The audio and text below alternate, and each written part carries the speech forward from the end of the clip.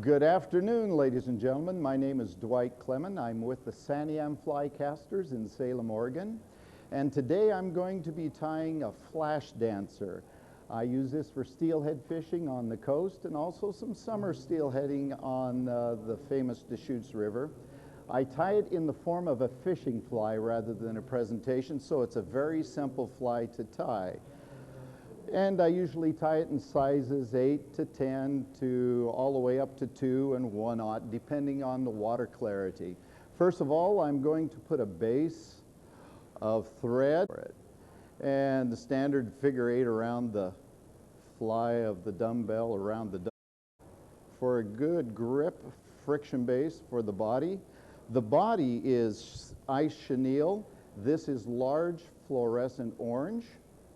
I tie it in at the back, right at the tip of the hook rather than at the barb of the hook. Secure it down, bring the thread forward, that's the word we're trying to find, to in front of the dumbbell eyes, and that's the position that my body is going to be. And I secure that by stopping my tying thread up front, then I don't overrun the body. And as I wrap the ice chenille forward, I'm going to pull back on the chenille, trying to get all those fibers to flow backwards. If you're in a hurry, who cares? You just sort of put it on. The fish don't count how many times you wrap it or the direction you wrap it. At least the ones that I caught told me they didn't. Okay, we're getting up to where that thread is. And at that point, I am going to tie it off, lifting my material up and bringing the tying thread around, secure it with a few more secure wraps. Making sure that my tying thread is out of the way, I clip the excess off. I now have a body. The next step is to take some rabbit strip. The rabbit strip I have today is the Magnum size, and I'm going to prepare it by clipping a little V, just so I can tie it onto the hook without all the material underneath it. And if I can get it in the camera range, that'll be great. There we go. And I'm going to place it on the side closest to me, because when I put my tying thread over it, it's going to torque it down to on top. And now all I have to do is secure that. Great, right there it is. And the tail is a little longer. I have a fuse where I have the tip end out coming, and I'm going to cut a little flat portion. That will give me a place to tie it into. And there it is, my back. Hopefully it will behave for me today. There, I think it will. I think it will. And I'm going to wrap forward of each one. The reason I put the tip in forward is to make each wrap, the fibers of the hackle are longer as you get towards the base. Now, I'm almost done. So simple. Next step is I'm going to dub. What I do is I take a little of this Wonder Wax. I changed the toilet yesterday, and I found out where they get this. They get it from the new toilet wax rings. Same stuff, exactly. Then I'm going to take, I have Bright Blend, nice orange. Take a little bit of that, and I'm going to place it, sort of fluff it out, place it on the hook. I need just a touch more, I believe. And there it is. That probably worked. And I'm going to make a dubbing loop on that. Come down. I go around the top of the eye. Then I come around and capture the loop, tying it off. And I'm going to bring it forward, because now I'm going to dub after I twist it. Forgot I got to twist it. Twist it real tight. Looks pretty good. Pull out a little fiber so it looks a little bushy. We're going to make a mean face on this animal. It's the reason I think I like the fly. And I'm going to figure 8 around that dumbbell eye. Figure 8 around. I may have just enough. Good. Good guess. And tie the fly off. 1, 2. Clip the excess. And ouch! I just pricked myself. Finish the fly. And do a whip finish the old-fashioned way. We have to earn that whip finish. And I like to do 2 whip finishes, just in case a fish grabs it at front and breaks that tying thread. And there we go. We have the finished fly except for the trimming. Simple. I like to make it at least the body length. And what I'm going to do is clip it at a little V on the side, and I'll turn this one over. Maybe the camera can see it. Maybe it can't. Gives a little V, excess, and voila, you have the flag. Only the orange, but also the hot fluorescent pink, and you can make any combination you want. Thank you very much.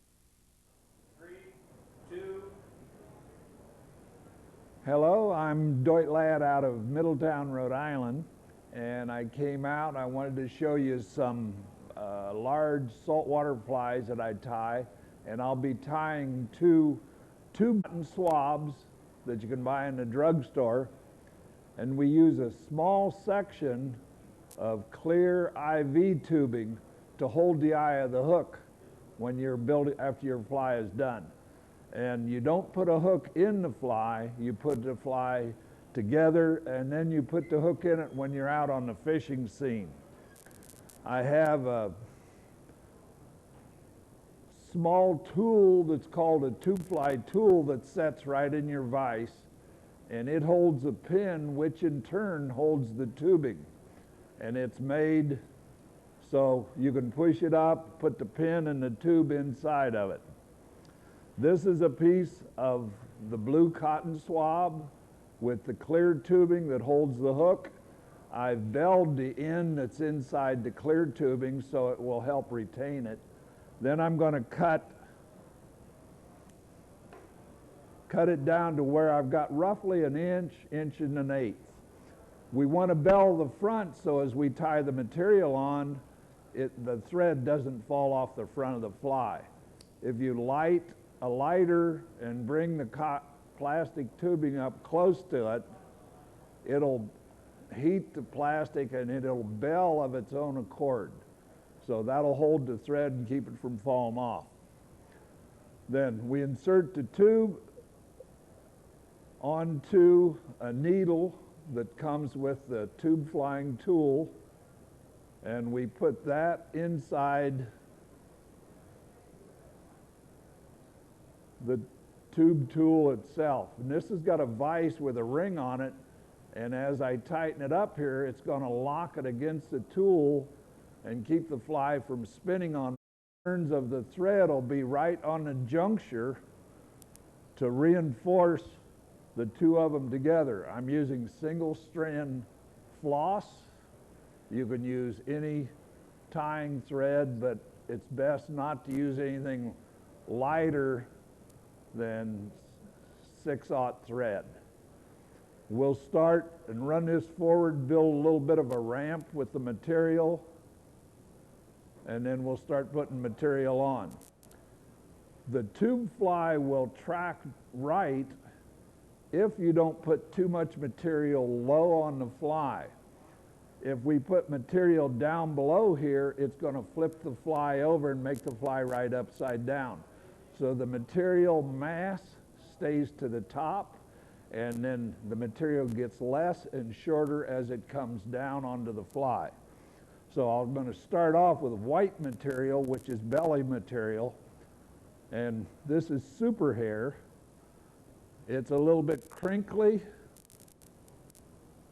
and it's about 20 fibers that I'm taking. I'll put a little bit more than we normally would so that it'll show up and be more precise for you.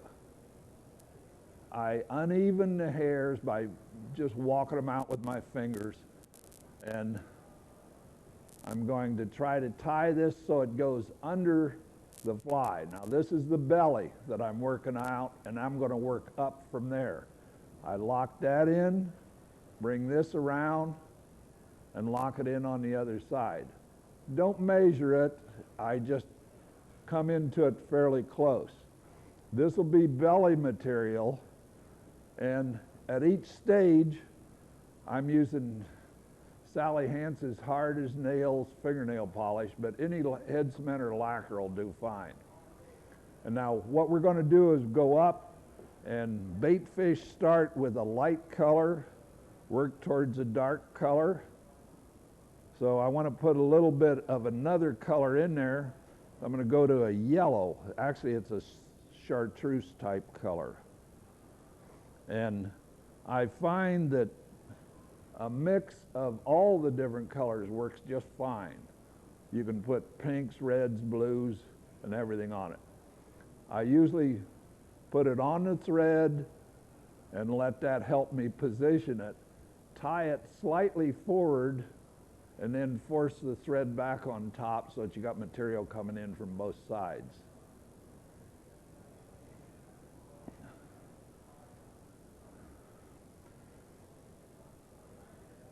Another blob of cement to try to keep it together.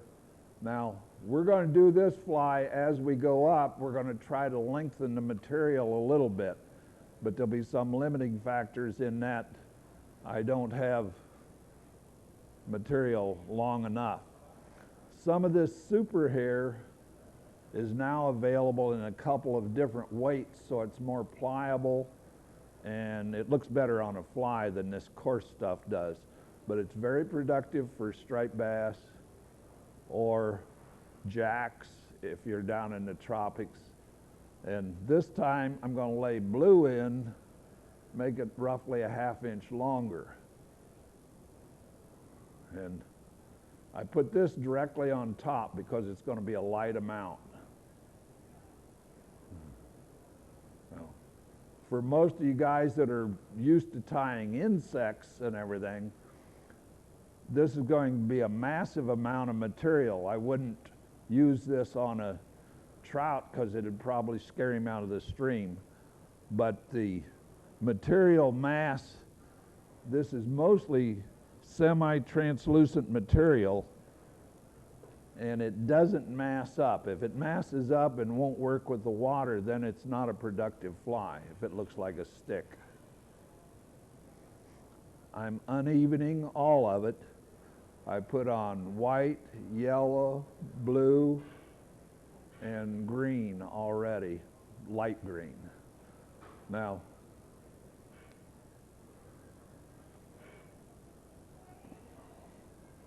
we need to put some glitter in it, and this is more for the fishermen than it is for the fish. And we all know that. But we still put it in our flies because it makes the fly attractive, and it also makes it an object that a person would want to spend his money on. So if you're trying to tie commercially, you almost have to put in a little bit of glitter to make the fly flash now and then. And it makes us feel more that the fly is going to be productive for us also. And trying to maintain a taper to the rear of the fly.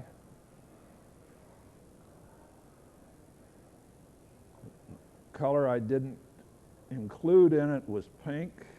We're getting longer. We'll sneak some pink in. Uneven it.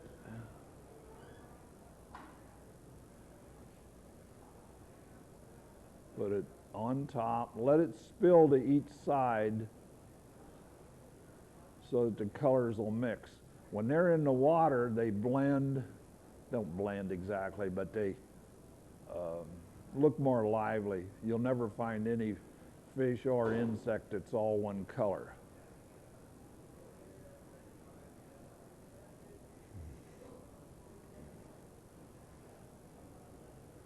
that's going to be bridging a little bit, so I'm going to cut some of it off. And the top color of super fibers is this blue, and it's very much like the color that they call herringback.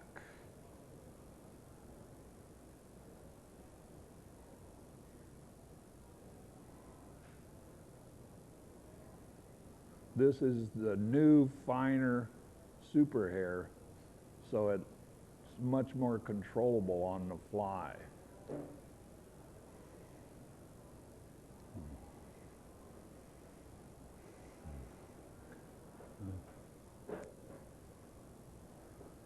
I'm going to put a little bit of glitter in, say 3 or 4 fibers. This is holographic, and it's multicolors, reds, blacks, greens, everything. And I'll tie it in on top and try to spill it evenly or very close to evenly on each side of the fly.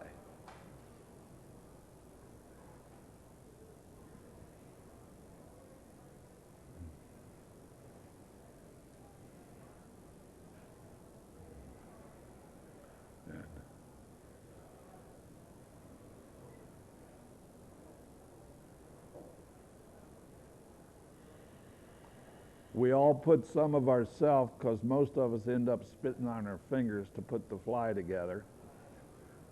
And whether or not it's a health factor or not, I'm not sure. The cable material that I use for constructing the head is braided mylar type stuff, and it's constructed with 2 supporting threads in it, and while these threads are in place, it will not allow you to work this material the way we need to. So you pull those 2 strings out, they're either white or black, pull them out, and then this material will work and get bigger and much more pliable. This is the piece that the thread's been pulled out of. And what we're going to do is cut a little bit more than what we need. We're going to try to reverse this or turn it inside out like an old sock. Usually, you can do this with a pen, or you can do it with your little finger. It's according to the size of material that you're working with. And we're going to end the fly here, cut off, because I'm going to put the material up against it. And we'll put head cement on this to glue it together. And I put it on pretty lavishly. Eventually we're going to end up with an epoxy head on this fly. So this is the inner head. It's the smaller size, and you push it up, then we're going to tie the thread back on. And we'll put material over the top of this inner head.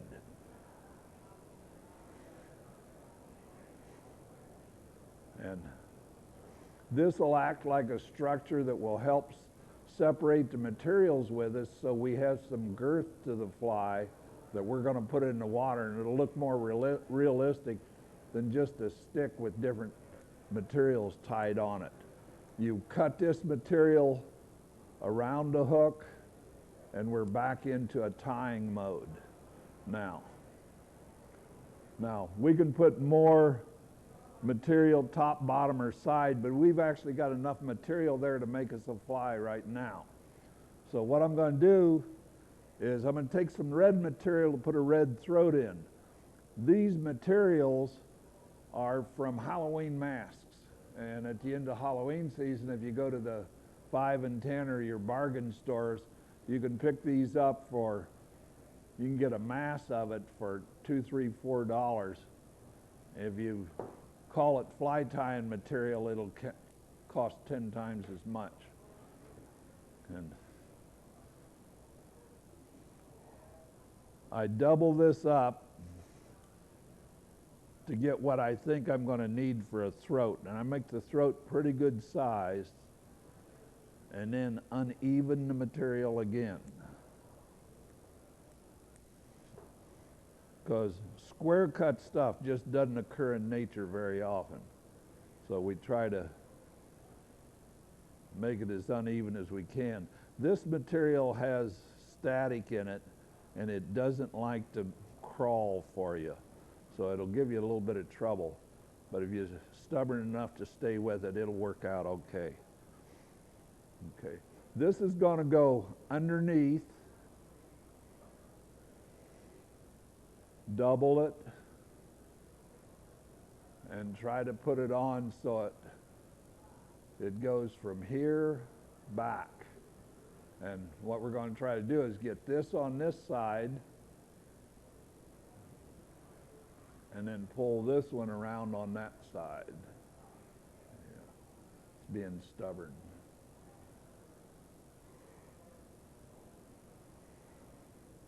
Oh. You don't have to worry about neatness too much because we're going to have another layer of head on this thing. And this is the throat in place now.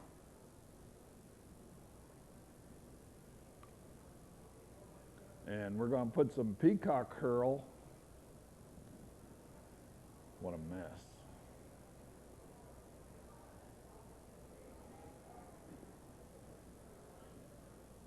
And more or less even this stuff up, and it'll be slightly longer than the fly.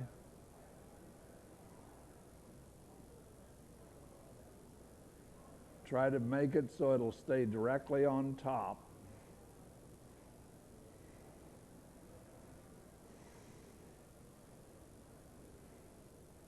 And you can run this material forward, tie it in, and lock it in place because peacock herl at this length can get pretty greasy, and you want it to stay in place. So that's basically our fly with the herl on the top of it. We're going to hit it with head cement.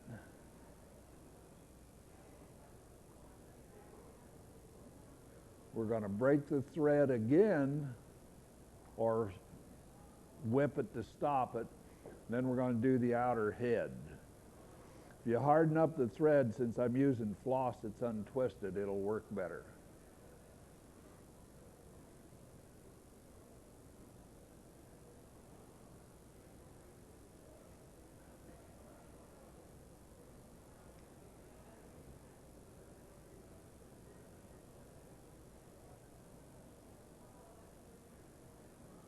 Got a piece that's stubborn there. Okay, we've got head cement on it. We're ready for our outer head now.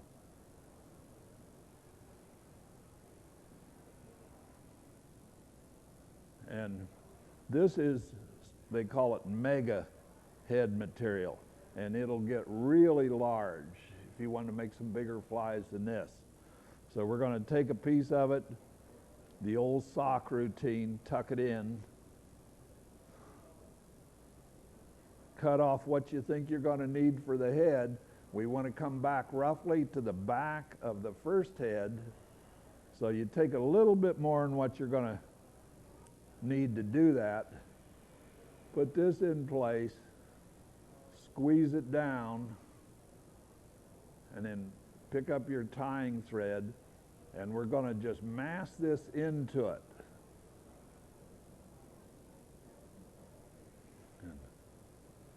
So we've got a big heavy head on there now. The materials can roam around, give you more girth and everything than what you need. We've got to cut this material off.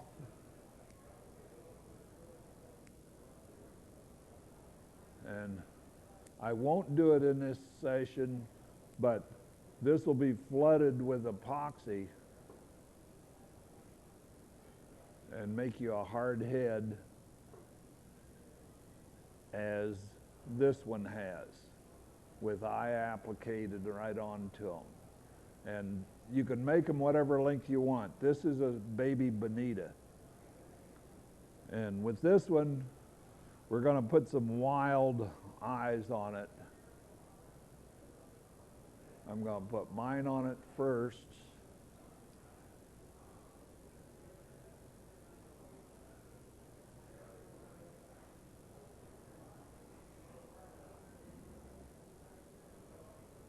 Harden up the thread by spinning it.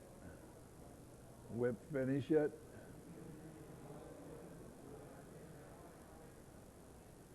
And you can put your own signatures on these flies. They work excellent for yellowfin tuna, wahoo. If you get out in a boat, you can catch anything that you can get to fly to. And the head creates turbulence when it's stripped, so it attracts the fish, and it's a good searching fly. The turbulence behind the back of the head will work up pretty good. And I think that's it for an offshore, I call it a fun fiber fly.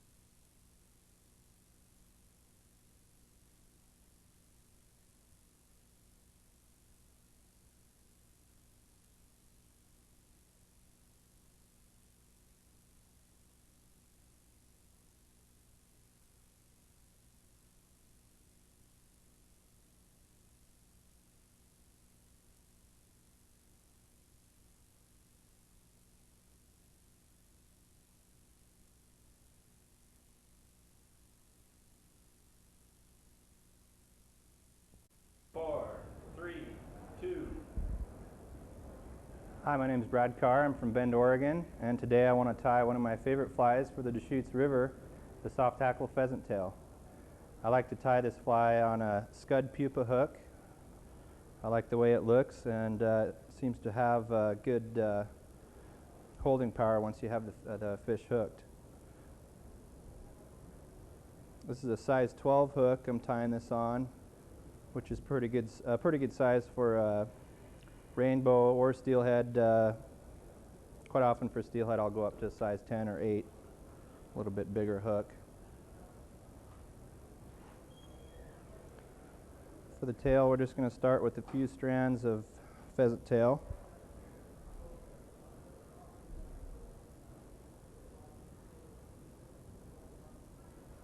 Make sure that tail's nice and short.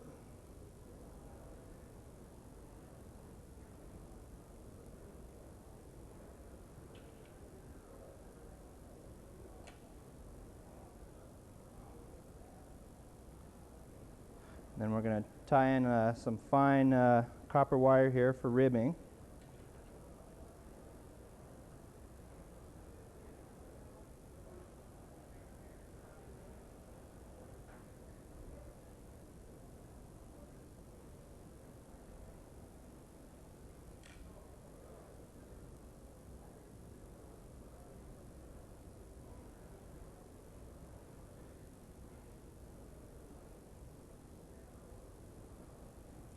And a few more strands for the body. This is natural pheasant tail. I also use pheasant tail dyed red. Sometimes that seems to work pretty good.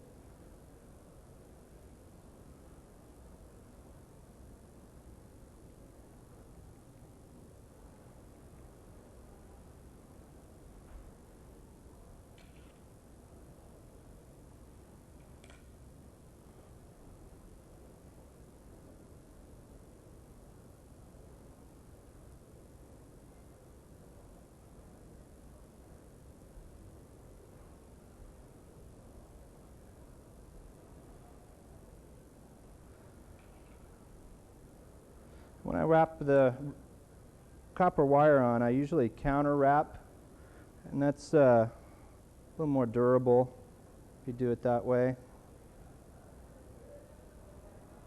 It's the way I tie most of my nymphs now. There's the body, and then for the thorax, just a little bit of peacock herl. A couple strands should do it.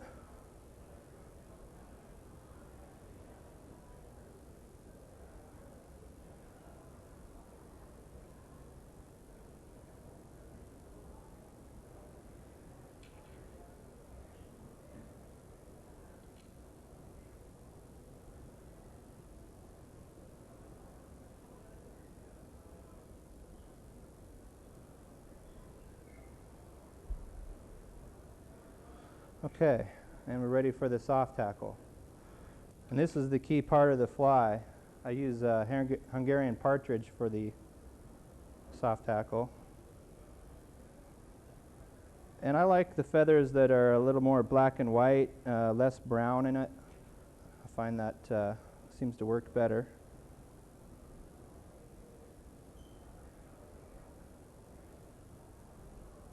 I always tie it in at the tip.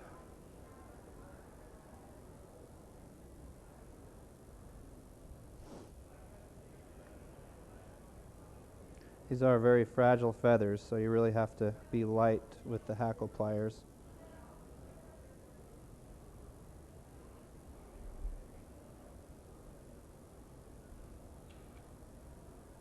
Cut off our excess.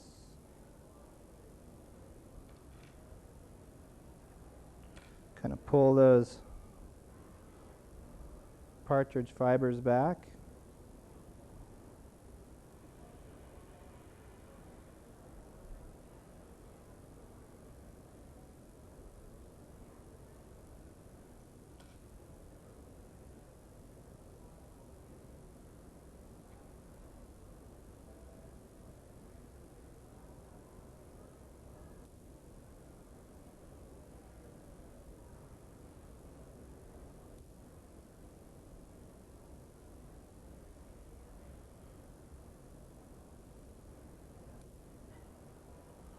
And there you have it, soft hackle pheasant tail.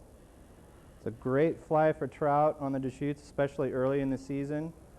And like I said, it'll take quite a bit of steelhead also. I caught most of my steelhead this year on this fly right here.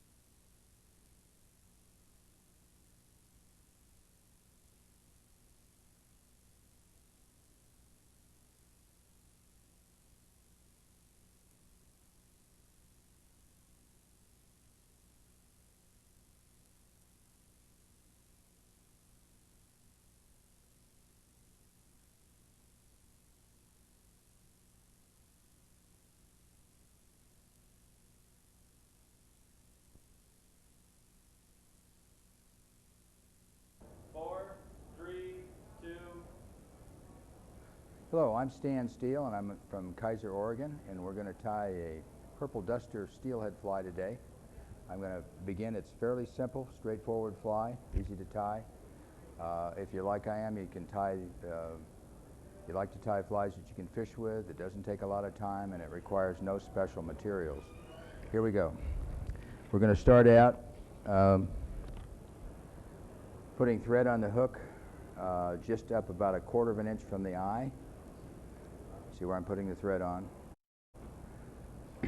The body material and the rib, I'm going to tie them in at the same time because they're going to go together.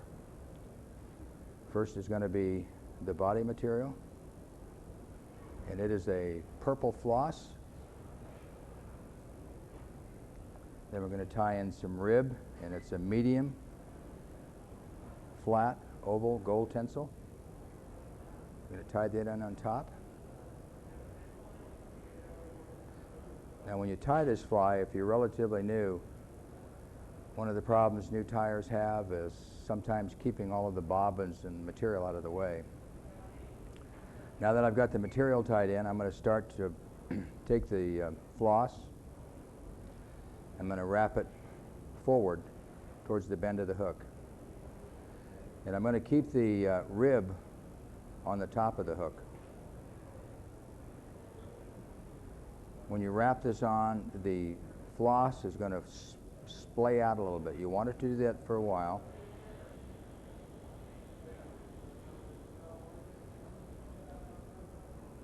And then periodically what you'll want to do, just to make sure that it stays fairly flat, is to wind it up a little bit. What happens, It'll go past the flat point and start to rewind, and it'll knot up, and you'll actually get ridges. It'll look like a little rope on it. Now we're going to run this body material. We're going to go down to, if you can see the point of the hook, it's going to go down just about to the top of the point of the hook.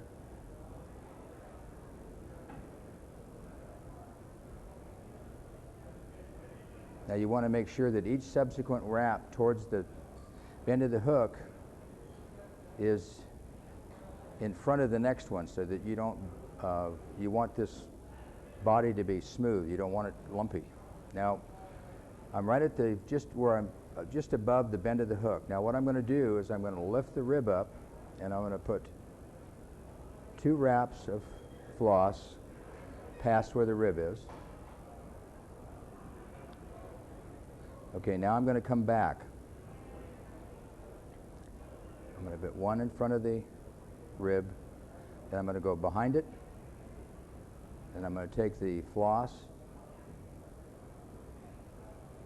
I'm going to wrap it all the way back towards the starting point where I have my thread.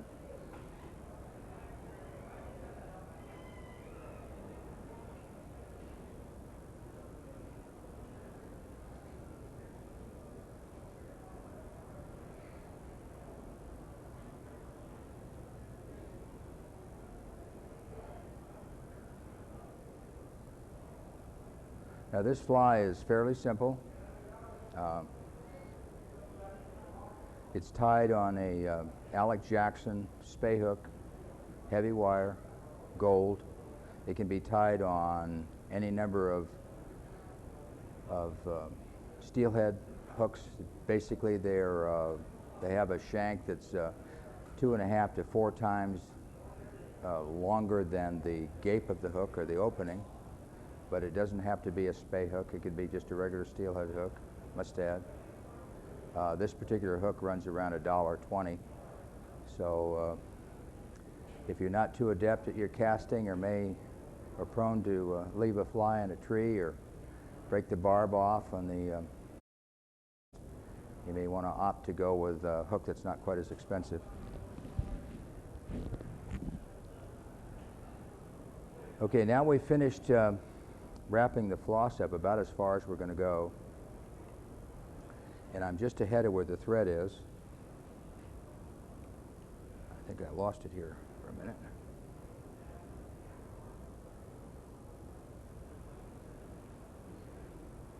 There we go.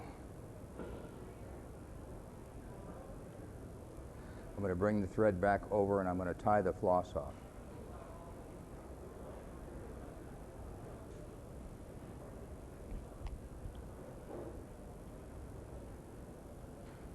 Cut the material, get that out of the way. Tie the end down. Now I'm going to wrap the rib forward. And it's very tough to get a helical wind, but what I try to do is when I bring the rib over the top of the hook, I bring it over at an angle, and I try to maintain the same angle. In other words, I'm trying to go over at about 30, 35 degrees so that each subsequent wrap is consistent with the one before it.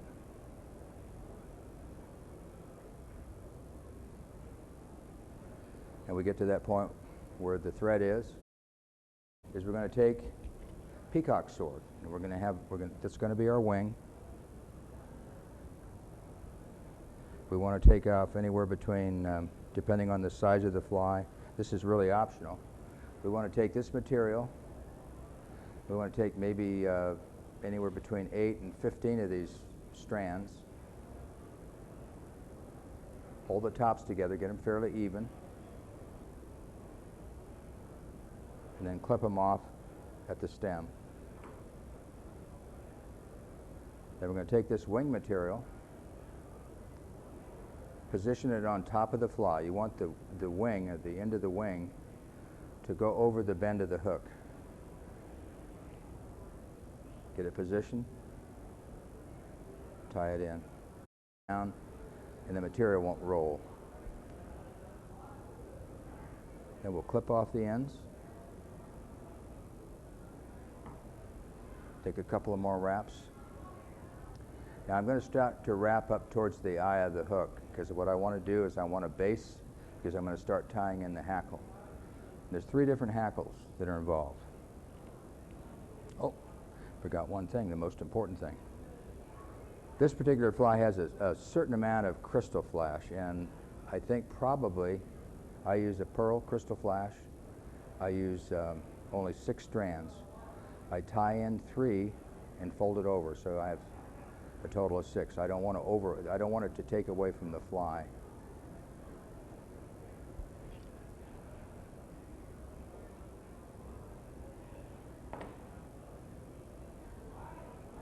The easiest way to tie this material down is to take it and wrap it around the tying thread. Tie it down. Now before it's completely tied down, I'll take half and half and run it down either side of the fly. It doesn't need to go along the top. And tie it down. And I'll clip the ends. The ends don't have to, it's better if you just clip them one at a time. You do not want them clipped so that they're even or chopped so it looks. Okay, now the first hackle we're going to put on is purple, and it's purple marabou. And I've taken the marabou, standard marabou, and it virtually ended up throwing most of the material away, because all I want on this fly are the very tips of the spiky ends. This is sort of I liken it to a poor man's spay fly. If you priced blue-eared pheasant, it's a small fortune. This is relatively easy to come by. Most of the fly shops have it, and it fishes real well. We're going to tie the small end first, so what I'm going to do is I'm going to take the marabou, wet the end so that I've got a column of material to cut. I'm going to take it and I'm going to tie it down on the fly. You want to make sure that you tie the material. You've got a good grip on it. 3 or 4 wraps, 5 or 6. Because you're using a very, very small diameter high strength thread, you can use more thread to bind it down. Now what I'm going to do is I'm going to wrap this around the body of the fly. I'm going to stroke the material so that it goes back towards the bend, and that's going to allow this to fold down over the fly, over the length, towards the bend of the fly.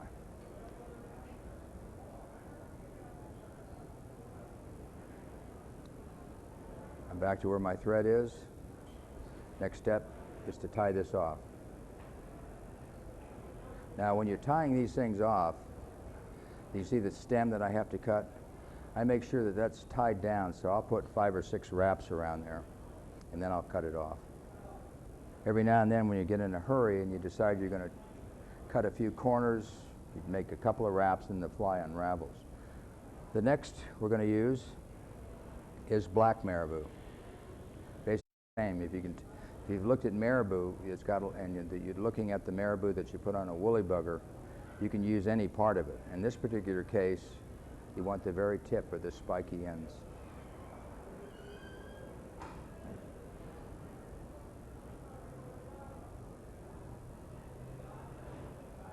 Now I'm pulling some of the material off of this because I just want to use, I guess maybe, you take a look at the length here, probably enough to get 3 wraps around the hook. I don't want to have so much material on there that you want this thing to pulse. You can get too much material on these flies, and you may find yourself having to tie a couple of these things before you get used to it. The problem with marabou, even though it's inexpensive, is it's difficult to work with. So when you want to tie the next hackle on, fingers, pull it over the first hackle to get it out of the way, and then proceed to tie the second one in. Just like we did with the first, we wetted the tip section so that we had a clean column or shaft to cut so we could tie it in. 1, 2, 3, 4, 5. I've got 5 or 6 or 7 wraps. Then, like we did with the first, pulleys towards the rear. Sometimes this doesn't want to behave. It's easy to work with,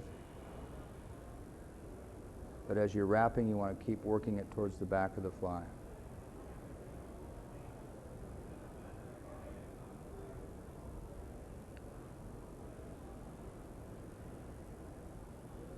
So that you have all of the barbs or the spikes splayed out. If you don't do this carefully, if you can see right here, you can see where one is folded up here. What I'm going to do is back off and just kind of lift that up. I want all of those spikes to go out. Okay. Now we have one more to go, and that's the gray.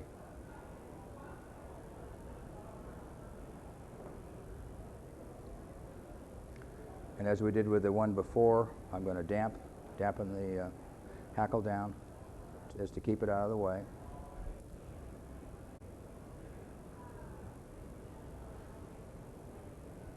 Dress this gray hackle up like we did the others.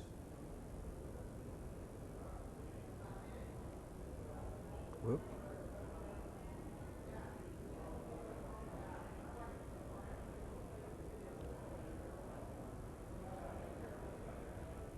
Prepare the end so that we have a column or a stem to cut, trim. Tie it in. Again, I've got 6 or 7 wraps before I start.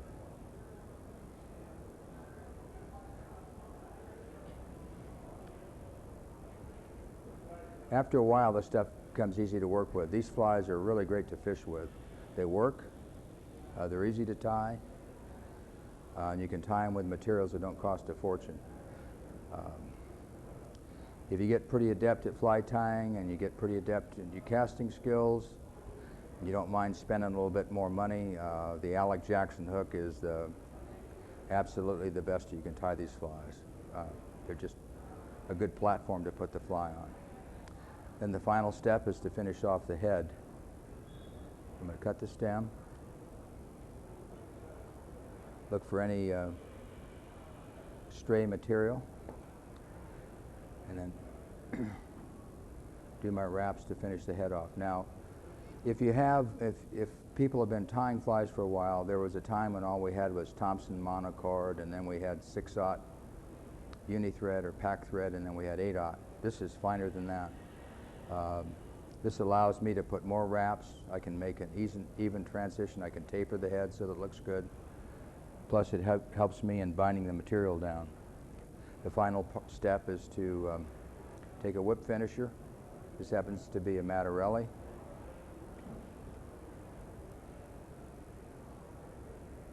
Pull it over the top. I do about 4 or 5 wraps, run it through, cinch it off.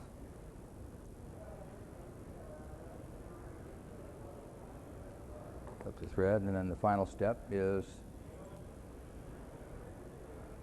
head cement. Now, most of the flies vices now are on pedestals. It's much easier from a control standpoint because it's easier to control what you're doing, the work on the fly. I'm going to put this head cement on, and I've got pretty good control because I can rest my elbow on the table, and then I don't have to worry about getting head cement into the hackle itself, and I'll have a nicely finished fly. And basically, that's it. That is the purple. Huh? What's the name of it? Oh, it's the purple duster. I thought I said that at the beginning. You did. Yeah.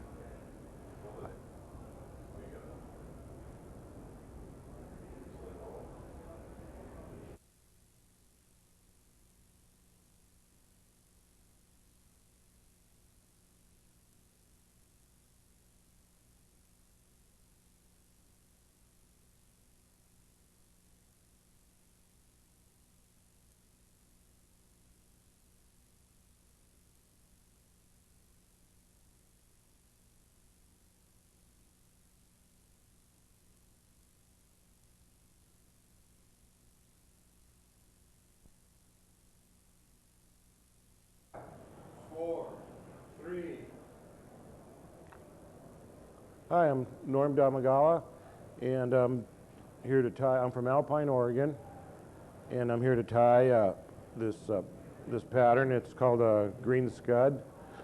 Pretty typical scud pattern, except it's going to have a little orange thorax, which will kind of imitate a little egg sac that scuds sometimes have, and it's proven to be a good pattern for lake fishing. So starting out with just getting the thread on.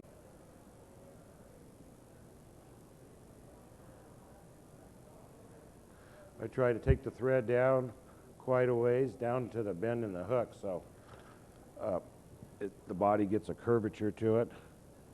And then I'm going to use this olive green mink for the tail.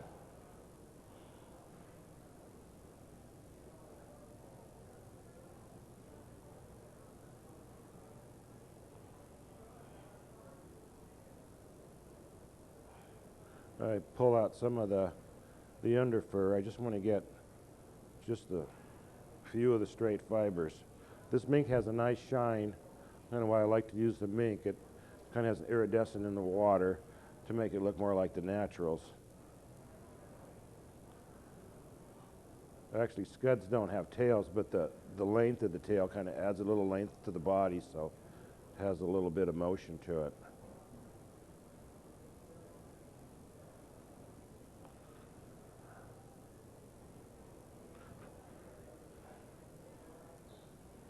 And then I try and measure the tail about the size of the hook shank.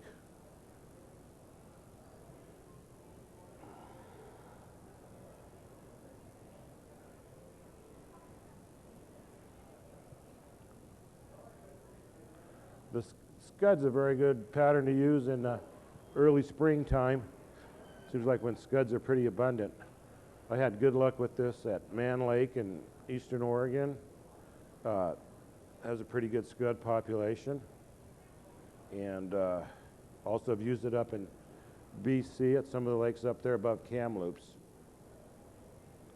This is a size 12 hook, but you can do them from 12 to all the way up to 18s. I'm using the 12 here, so just so you could see the proportions and size of the body.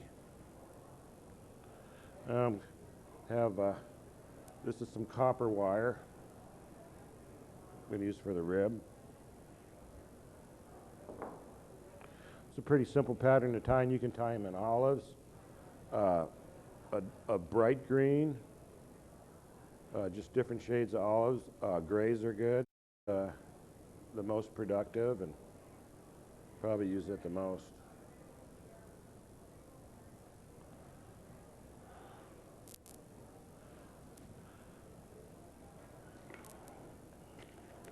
My next step is the shell case, which I'm using a piece of UV. It's kind of a plastic, flat plastic. You can buy it at the fly shops. It comes in different colors, really. It comes in clear, olives, browns. This is a clear. I cut a little V on it to start it out. That way it wraps around the hook a little better. And then probably about 1.5 inches is all I need.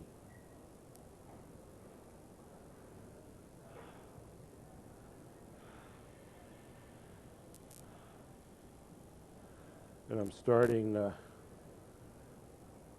the shell back pretty close to the head. I've got about maybe a 1/16 of an 1/8 inch left there that I'm going to save for to finish it off.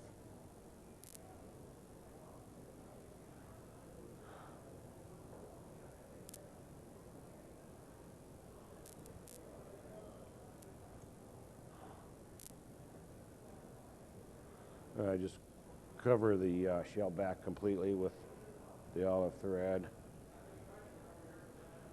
Kind of at the same time try to shape the body as thin from the tail and getting thicker up towards the head.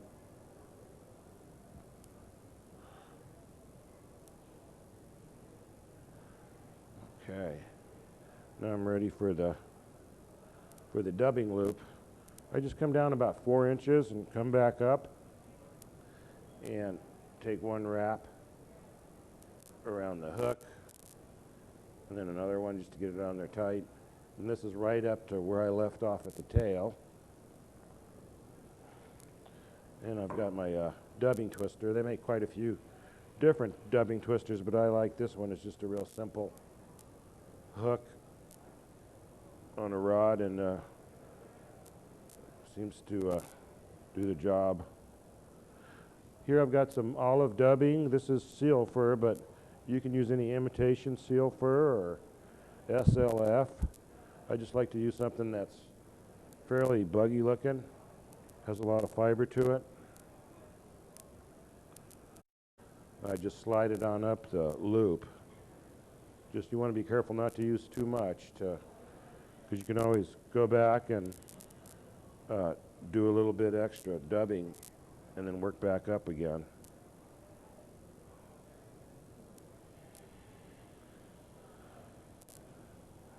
So I insert about 3 inches of dubbing, and then I take just a little dab of orange. This is also just a seal fur type dubbing, and insert that right at the end of the loop. Then I pinch the loop right at the end of my dubbing. Here it's right at the end of the orange, and then twist the end of this handle here, which will put a lot of spin on the dubbing once I release it. And then it just kind of naturally spins it. I add a little bit more to it. And now I try and shape it, run my thread up forward so I don't cut it off, get it out of the way. And now I'm just kind of tapering the dubbing smaller towards the end and getting all any long pieces that are a little bit too long out of the way.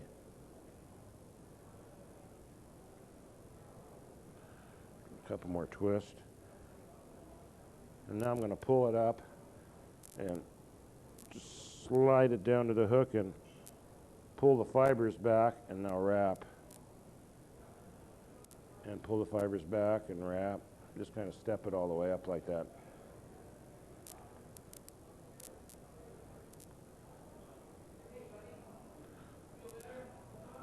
This pattern can be fished on just a floating line, fairly long leader. Maybe use a split shot up about 18 inches if you want to get it down. If the water's a little bit deep, maybe 3-4 feet. If it's not, under 3 or 4 feet, you could probably just use it by itself with no weight. Now I'm trying to make the thorax a little bit thicker than the rest of it. Now I'm feeding down the orange dubbing to kind of finish off that egg sac look there. Just give it a little bright.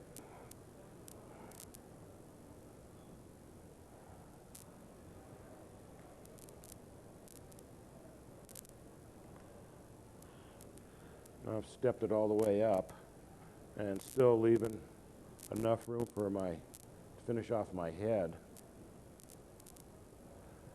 I'll tie off the loop.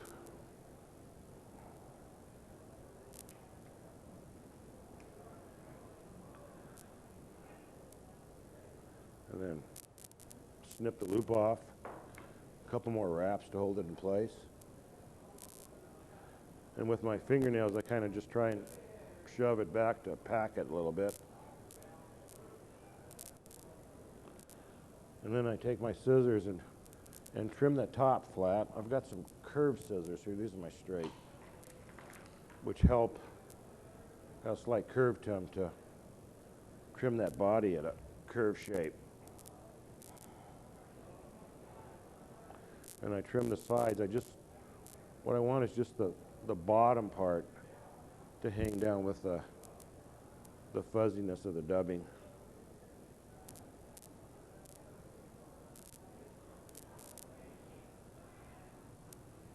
Now the next step is to bring over the rib,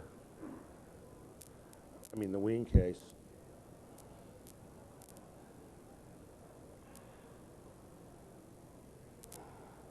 And then I'll rib it with the copper.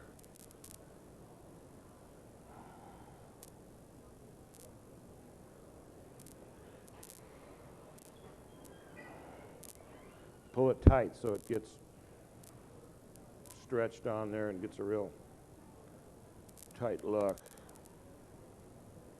Oops, I got a little twist in it. You want to try and keep it flat. There. There. Try and keep it centered.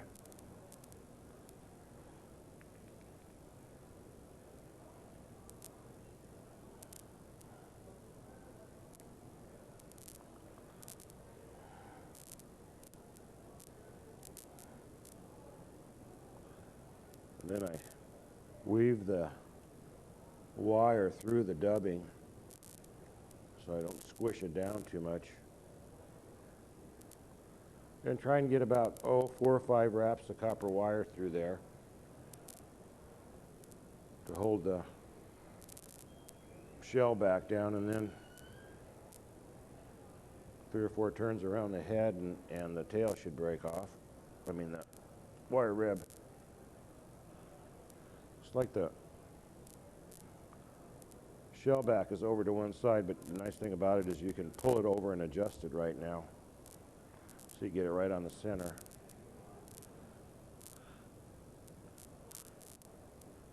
And I trim off any long hairs here. Now I finish off the head.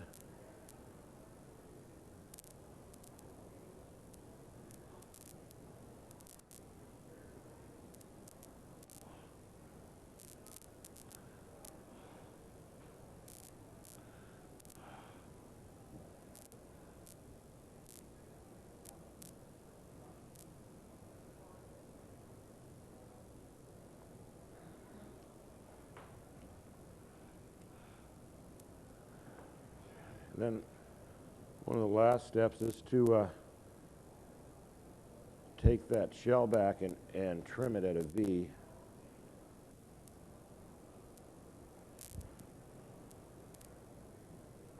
So you've got a slight V in the back. And then I'll take, I have a piece of Velcro, and this is just a ice cream stick. It's the Velcro with the sticky back on it, so you just stick it right on there and use it for a dubbing teaser. And pull those legs out to give it a real buggy look. Pull that fur out.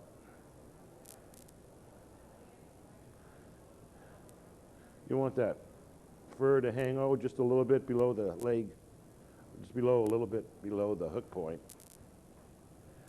So your legs are fairly long, and then I use my curved scissors again to trim them up where it's longer in the front and shorter towards the back.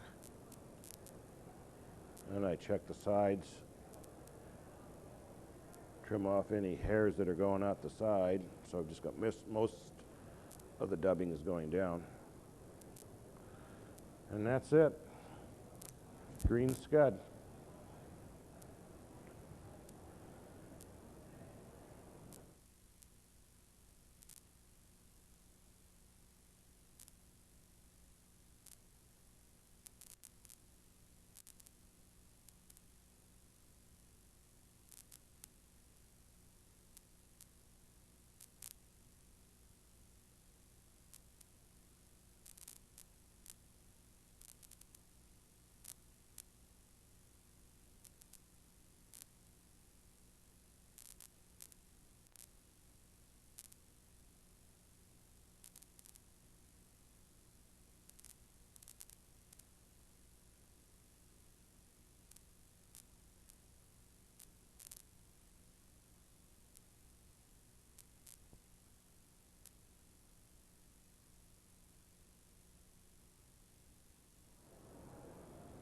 My name's Jeff Smith. I'm from Momsville, Oregon, and I'm going to tie a skunk pattern today for steelhead trout. This is going to be done as Ed Haas, a professional fly tyer in Northern California, tied them in the 1960s. And the first thing I'm going to do is I opened up the eye on this hook. This hook is a Partridge CS42. And again, on the return eye, I've opened that up. Basically, I take a knife, put it in there, and open it up a little bit. Attach the thread just behind the return eye.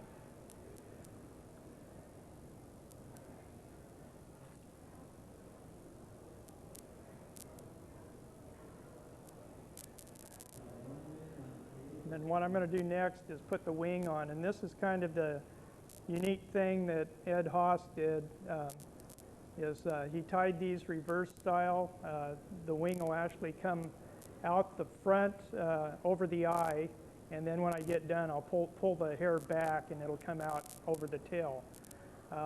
This hair is goat hair.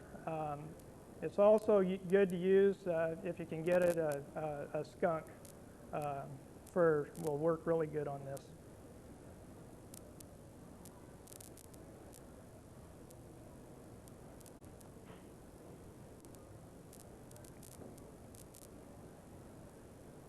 Cut some hair out of that from the goat's from the skin that is about 1.5 inches long enough that when I get done that it will go back to the tail. It takes a little bit extra hair on this.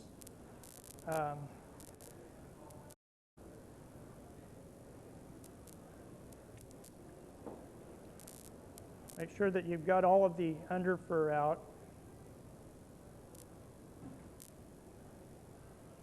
It doesn't take a lot to wing this fly.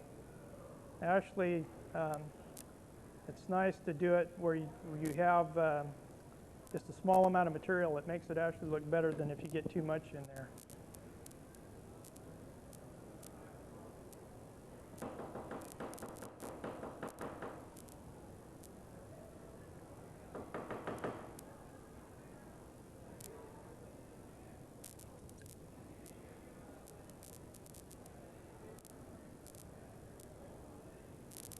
Just stack that and even the hairs up. Now what I'm going to do is measure the length of the wing. I want it to come out just about to the back of the bend of the hook here. So once I measure that, I kind of switch hands here. I'm going to take and turn this around. And what makes this a very durable fly is I'm slipping that hair down in between the return eye and the hook shank. And then I'll squeeze it together, and I'm going to tie this wing in so it's bound in there between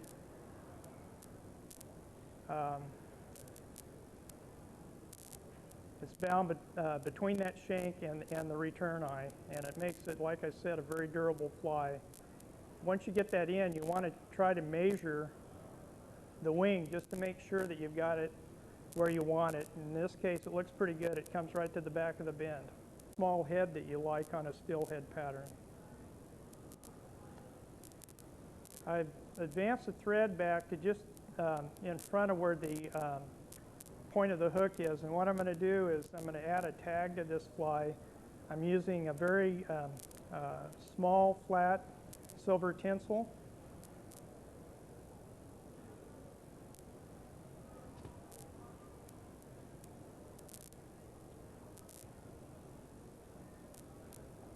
And I'm going to tie that in. Again, it's a ways in front of the hook point, because I'm going to tie or wrap this around the hook towards the point to form a tag on this fly, and then I'm going to wrap it back over itself and tie it off. Makes a nice smooth tinsel tag here. wrapping that down. I like to have these fairly long and down to about the barb of the hook. And once I get to the barb, it's having any kind of hump here where I tied in the tinsel. I'm going to put a chenille body on it, and it's going to cover all this up.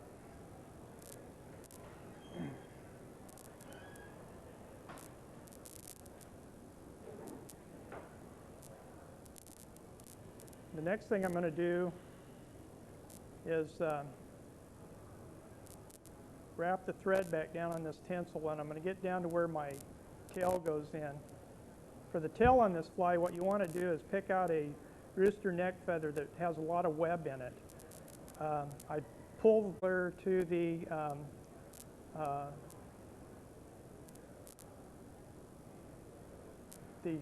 shaft on this off so they're fairly even. That one's a little bit short. Let me try another one here. There we go. Pull them out perpendicular again, and then so that they're even, and then pull them straight back, and you get a nice tail.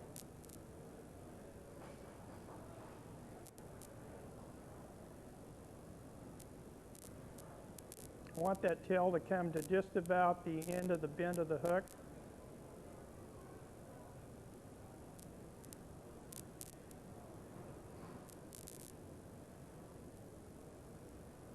Wrap over that.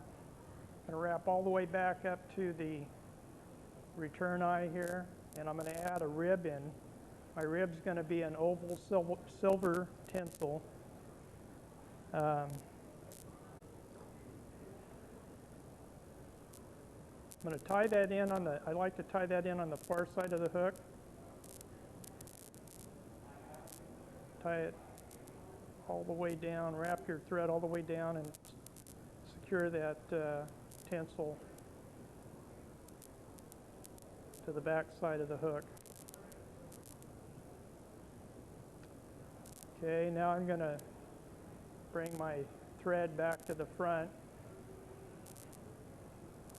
And I'm working a little bit behind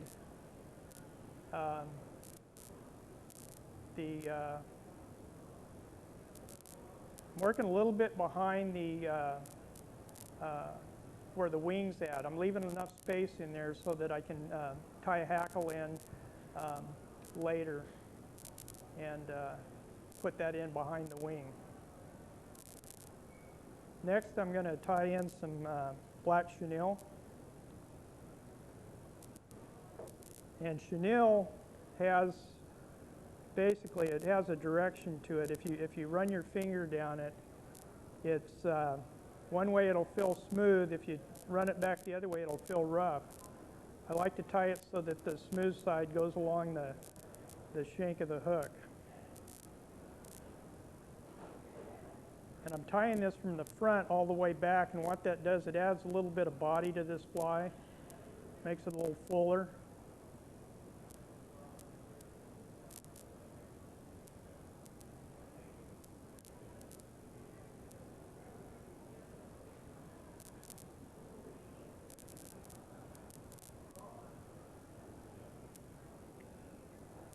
Once you get that in, then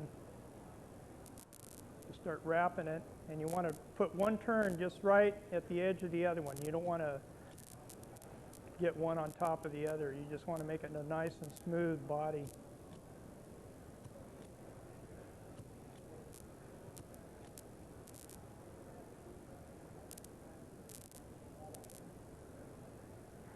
Again, you want to stop and leave yourself a little bit of room behind the wing to add your hackle. Put about 3 or 4 turns there.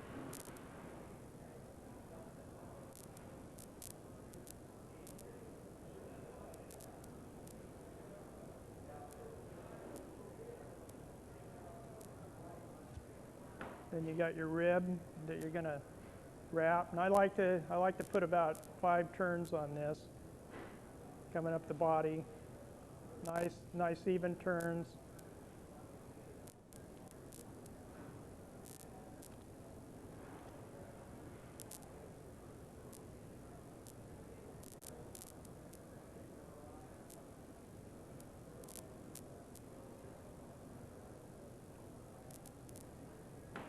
next thing we're going to do, we're going to smooth this out a little bit behind the wing.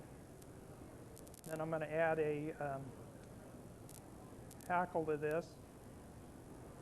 I've kind of selected one here. It's got a little bit of web in it, and I select it for the length. I like to kind of cover the body with it.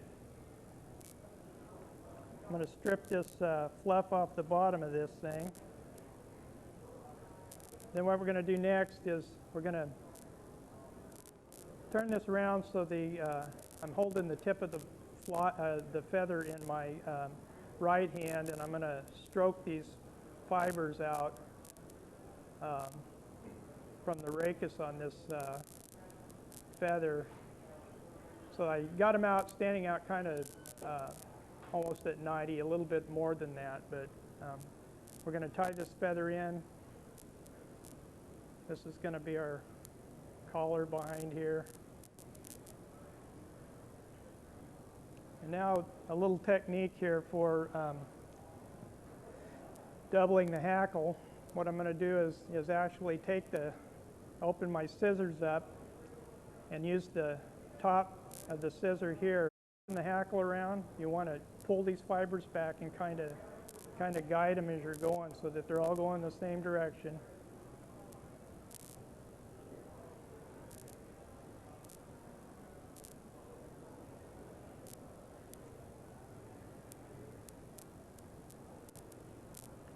You don't want to overlap your turns here. You just want to keep them all one right in front of the other one. Okay, we get to that point. I'm just going to put about 3 turns of thread here in front of that. Wrap that hackle down. Now we're ready to, we're going to clip this off.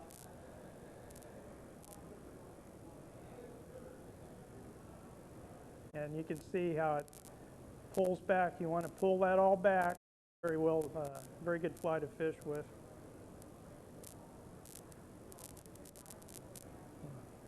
Now I'm going to finish this fly off with a whip finish, and I use a little whip finish tool here.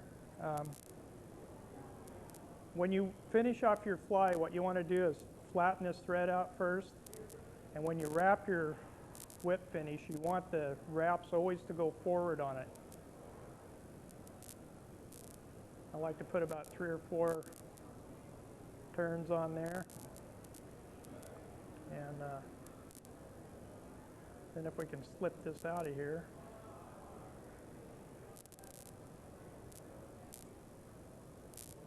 Catch that, pull it up, and cut it off, and we've got a finished skunk pattern.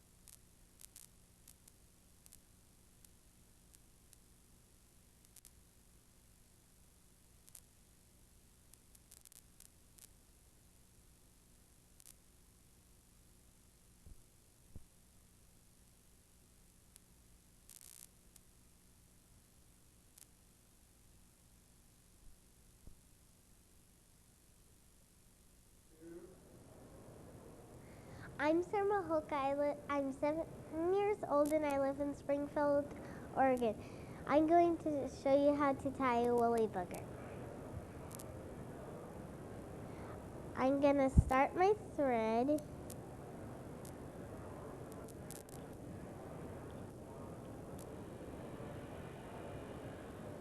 And then clip this thread that was left over. And then I'm gonna tie in my tail.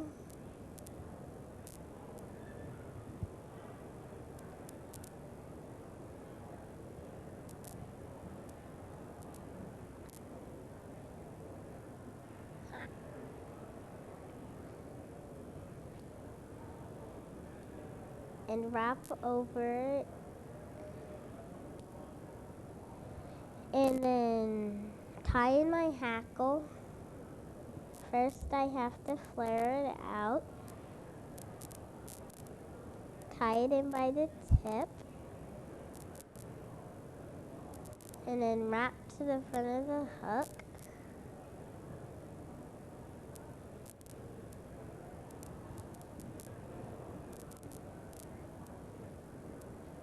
Tie in my chenille.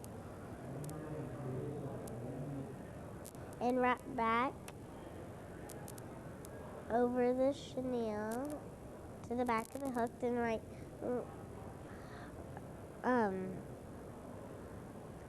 go to the front of the hook again over your chenille, then wrap your chenille,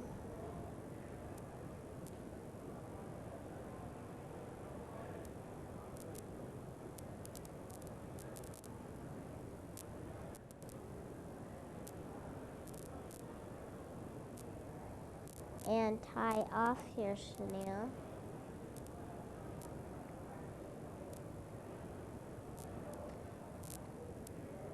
Clip your leftover chenille.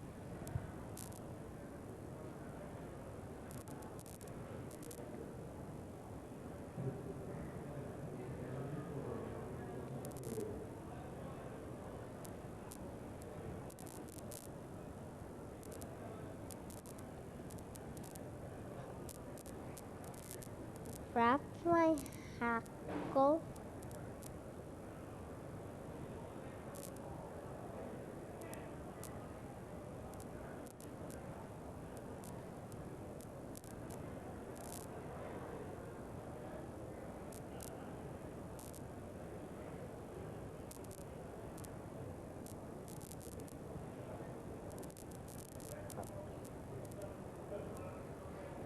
Tie off my hackle.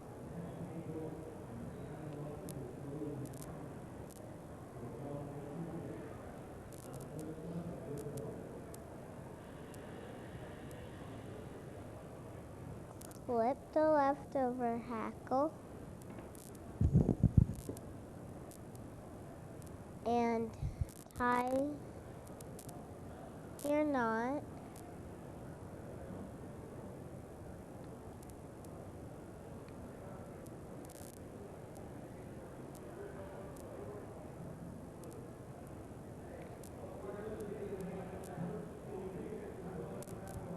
And then clip your thread.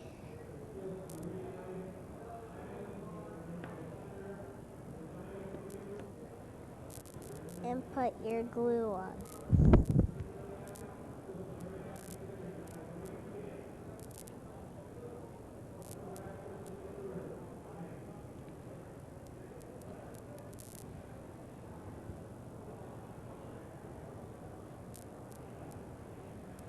And then your fly is done.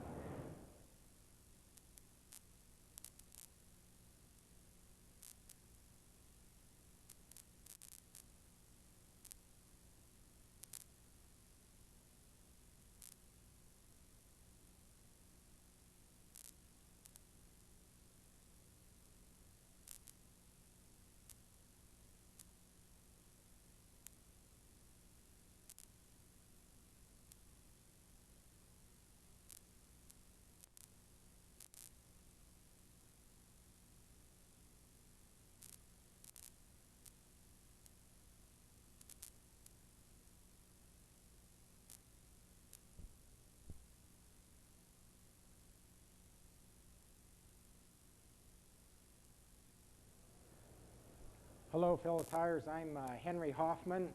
I live in Warrington, Oregon. What I'm going to tie for you today, I call a chickabugger. I have a series of several patterns I tie with chickaboo, and this is one of my most productive. This is going to be somewhat like a woolly bugger, but I incorporate special features for special situations, and I'll explain more about that as we go along. I'm using a 2x long hook size 6. To get the, excuse me, I'm going to be using dumbbell eyes, and they have a tendency to work loose when you're fishing. To prevent that, I lay down a base of plain old regular sewing thread, which is polyester thread. It's unwaxed, which will let glue soak into it when we get to that part. I run this down to just above the hook point there, and I take flat-sided casting monofilament, 30 or 40 pound test, depending some on the size of the hook. What I do is once I get this foundation laid, I run this monofilament down one side of the hook, in this case the near side first, almost but not quite to the eye. You want to leave a little tying room in there.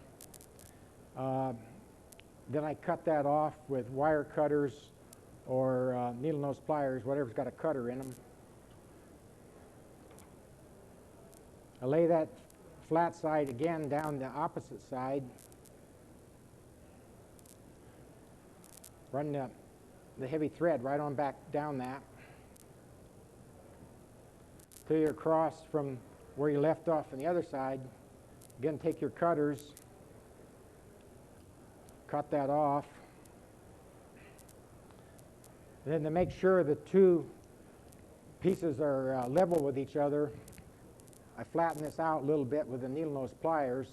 Now you got a level section there, kind of like a board. Then I whip finish this off.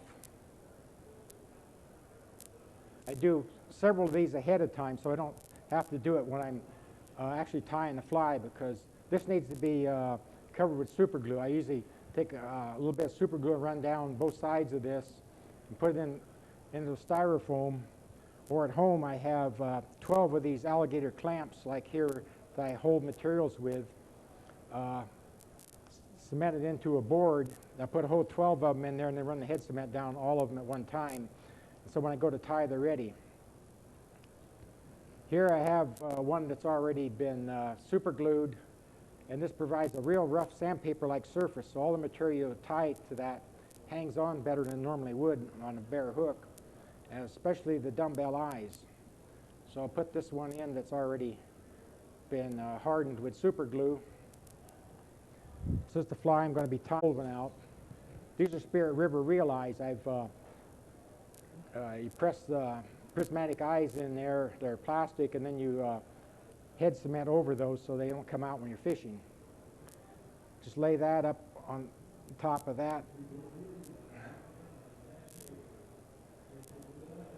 And kind of figure 8. I wrap from one side and then the other. That seems to get them the tightest. Now those are already so tight that only the give of the hook is all it's giving. Those are not slipping. Just for extra measure, I throw in a little head cement, although with this system it's really not necessary.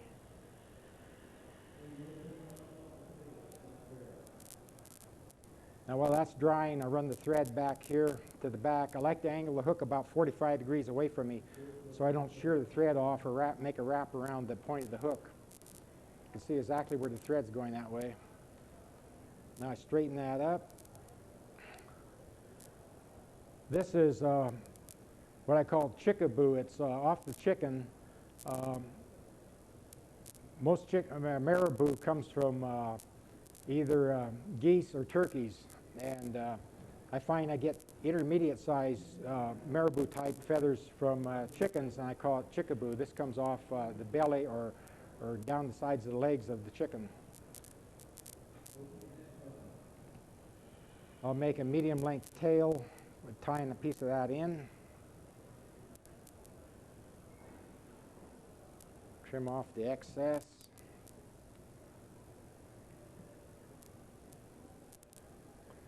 I need to have a feather for the palm or the hackle with, and for that I need a black, if I can find one now. Here it is. I was tying with these earlier this afternoon. I'd already put this away. This is the breast off of a rooster. They look like hen's saddle hackle, but actually they're the bottom side of a rooster, just the opposite. This is the type of feather I was using for the tail. I'll take one of these off the edge here that is fairly narrow with some length to it. And I take the side that's nearest the hook and I trim that side off.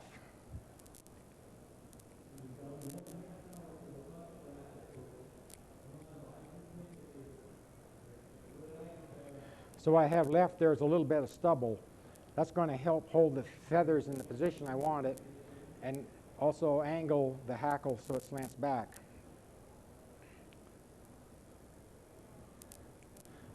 So I tie in the tip.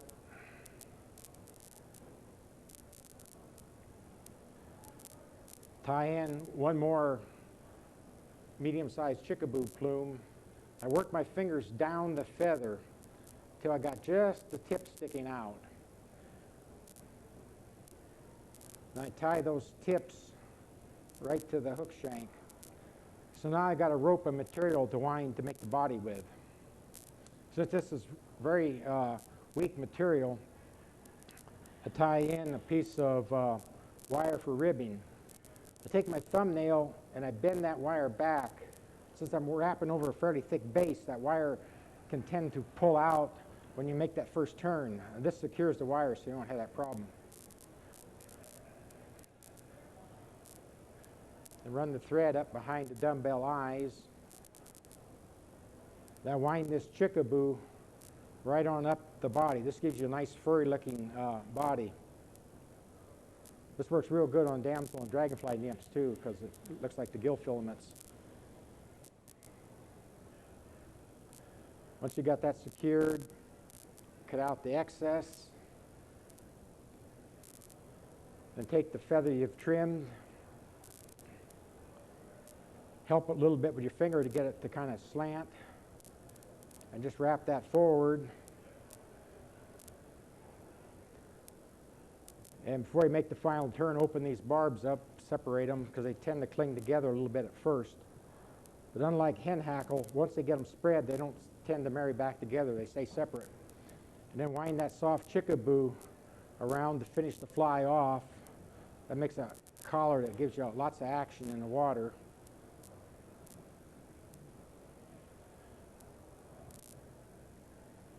Cut that quill out.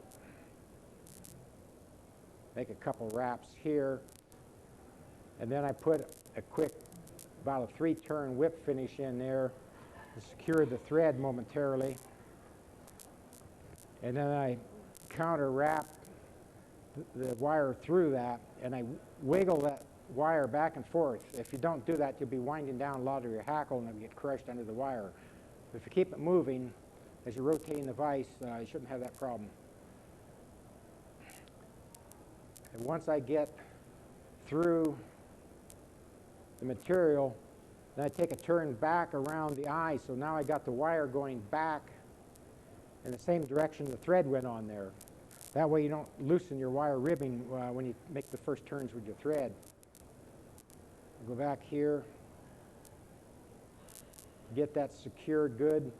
Hold tight with the bobbin and the thread so there's no give, and just wiggle the wire back and forth. After a few of those, that wire breaks off nice and clean, and you don't have any piece sticking up. You don't have to dull your scissors cutting it.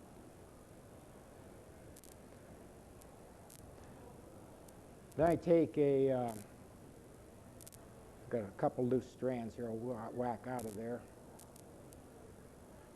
Take a piece of ultrafine chenille and secure that. Go between the eyes. And then make a nice head by figure-eighting this through. Wind till you have all the thread wraps covered. Come around. Let's see, I need one right there.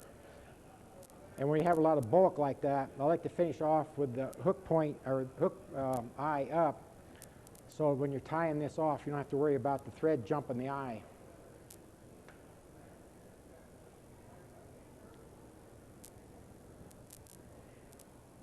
Cut that off. There's a little bit of fluff still sticking out of there from the chenille.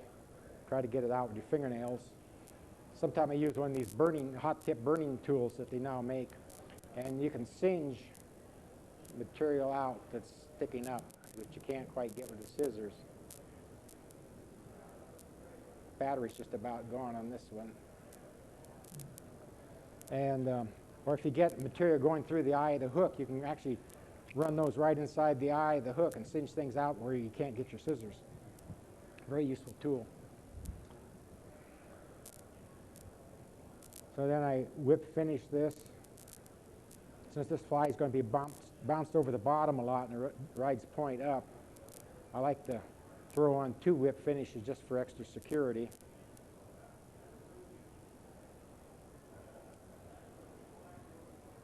Then I put some head cement on the thread.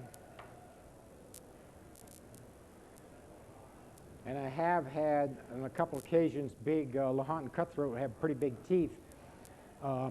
Work that chenille loose. So I take and put a little head cement right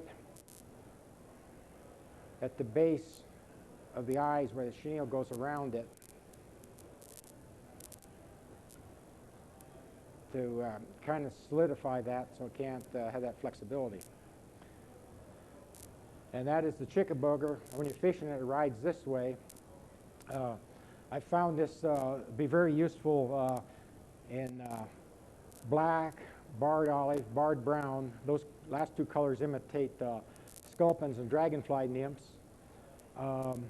Red works real good sometimes just before dark. It seems to excite the fish. And I've used it in the Umpqua, the Grand Canyon of the Snake River, and the Grand Ronde rivers for smallmouth bass. Works real good on those. I've caught quite a lot of nice Lahontan cutthroats on these in 3 of the lakes I fished, 1 in Oregon and 2 in Washington, and also in some British Columbia lakes, especially if it's a calm day. I just use a bead chain or glass eyes on it. If it's water's high and bouncy or you're fishing over a rough bottom, I like the dumbbell eyes to get down there, and they ride point up and they keep you clear of the obstructions. I hope you find the Chickaboo Special, which is the type without the hackle, or the Palmer hackle, which I call a chickabugger, either one of those to help you. Thank you very much for your patience.